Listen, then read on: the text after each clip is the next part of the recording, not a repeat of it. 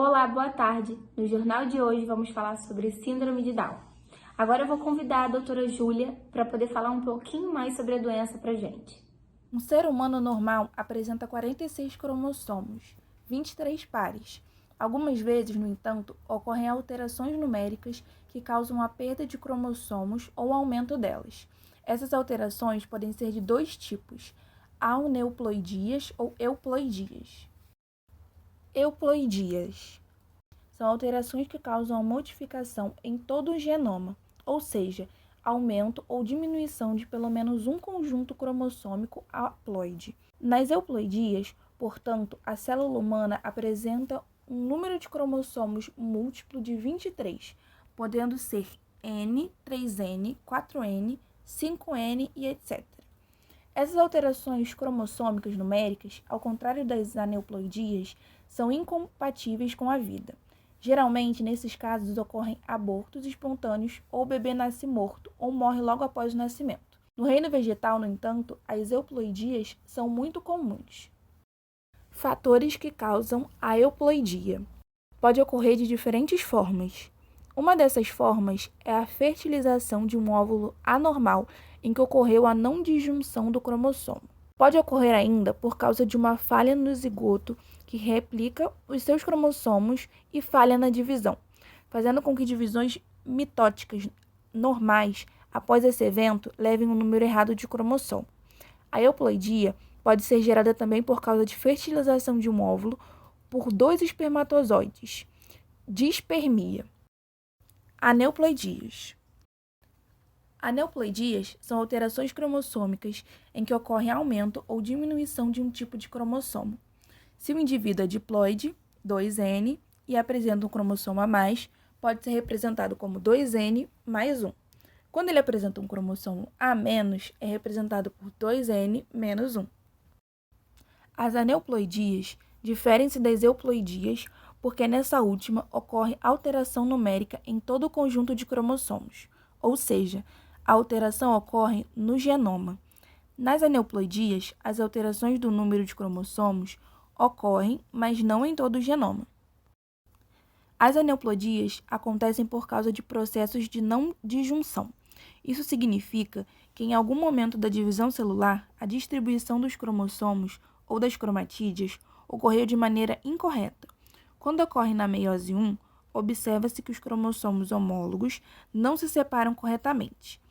Já a não disjunção na meiose 2 ocorre porque não houve a separação das cromatídeas.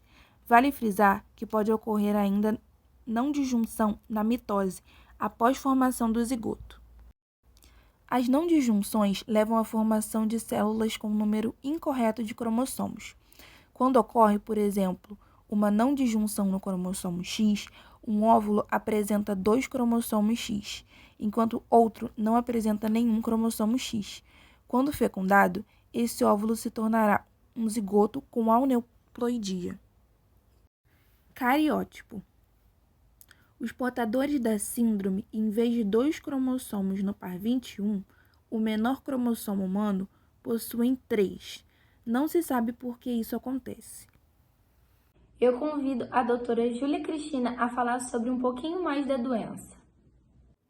O que é a síndrome de Down? A síndrome de Down acomete o indivíduo ainda no útero materno.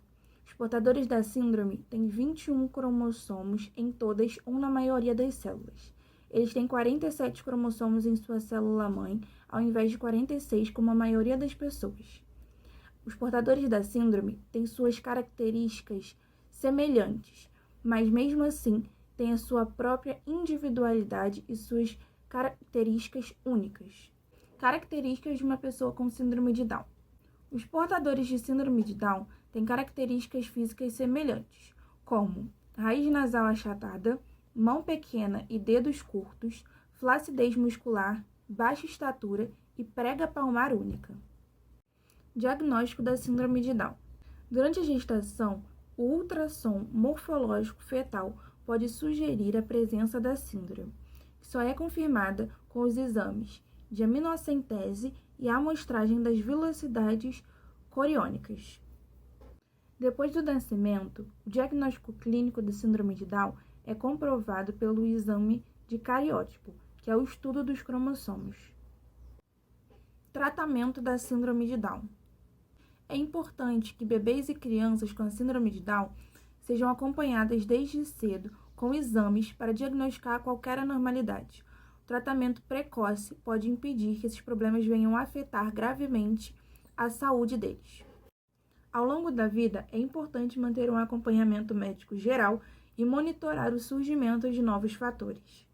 O Ministério de Saúde elaborou uma cartilha com várias orientações para pessoas com síndrome de Down em diferentes fases da vida. Crianças com síndrome de Down precisam ser estimuladas desde o nascimento para que sejam capazes de vencer as suas limitações. Causa da síndrome de Down. A síndrome de Down é a alteração cromossômica mais frequente e, mesmo assim, há muito desconhecimento sobre o assunto e há muitos mitos sobre sua causa. A realidade é que não foi encontrada uma razão concreta que provoque a síndrome de Down. A alteração genética que causa a síndrome de Down acontece de forma espontânea na formação do óvulo ou do espermatozoide. Outras informações são: a síndrome de Down não é hereditária na maioria dos casos, a idade da mãe pode sim influenciar no risco do bebê nascer com síndrome de Down, e nada que os pais façam pode influenciar no risco do bebê nascer com a síndrome de Down. E agora vamos ficar com a entrevista da mãe do Enzo. No meio da gravidez eu tinha aumento de líquido, tá? Tinha sempre alguma coisa associada que poderia ser uma criança com síndrome de Down. Quando eu fiz a segunda ou terceira ultra, se não me engano, apareceu que o Enzo estava com um pouquinho de atraso na questão da formação do rim. E a médica falou que era normal, que não sei o que. Aí eu fui pesquisar e isso tinha a ver de crianças com síndrome de Down. Aí logo depois eu tive a polidramia, que é aumento de líquido. Também estava associado a crianças com síndrome de Down. Ela falou que não tinha nada a ver, que isso pode acontecer com qualquer gravidez, beleza. Quando eu fiz minha ultra com 5 meses, o Enzo é o centralização fetal. Ele parou de bombear o sangue para os outros órgãos e só priorizou cérebro e coração. Eu tive que ficar internada, já estava com quase 6. Eu fiquei internada e ficamos fazendo várias ultras até o Enzo nascer. O Enzo nasceu com 29 semanas, né? Tadeu nasceu bem, né? A única coisa que tinha era realmente a síndrome de Down, que eu descobri no dia do nascimento. Eu não tive nenhum problema em aceitar ele, tá? Ficou bem tranquilo. Eu comecei a perceber que tinha uma série de coisas que eu tinha que aprender. E a criança com síndrome de Down, a genética é totalmente diferente da criança típica. A criança com síndrome de Down, ela tem o terceiro cromossomo, que é o terceiro cromossomo do mal. A gente chama do mal porque ele desorganiza o que os outros dois organizam, tá? Uhum. É por isso que a minha criança, né? As crianças com síndrome de Down, elas têm muitos processos alérgicos, elas têm muitos problemas com sono, elas têm muitos problemas com questão de imunidade, porque a defesa dela é sempre interrompida por esse terceiro cromossomo que bagunça tudo. E, enfim, a produção de zinco é pequena, entre outras questões também suplementares.